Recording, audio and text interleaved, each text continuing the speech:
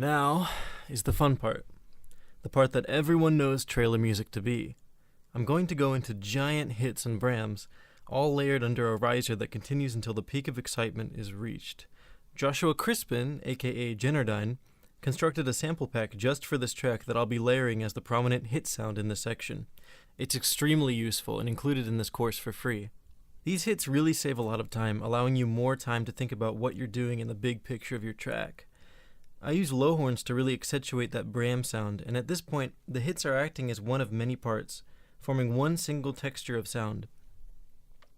The hits have to sound like they belong there in the mix, almost in a separate space of their own, but not fully.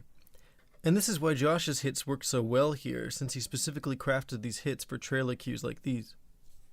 Climax 2 is extremely important. Basically, get as big as you possibly can get with your climax, and then go way beyond that in Climax 2.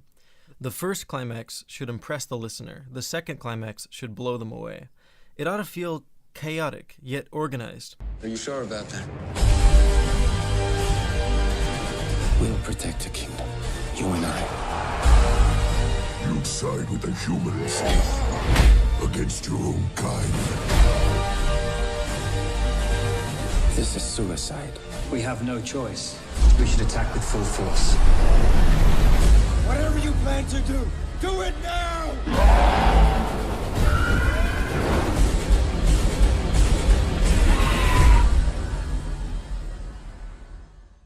Seeing what is on screen sync directly to the second climax.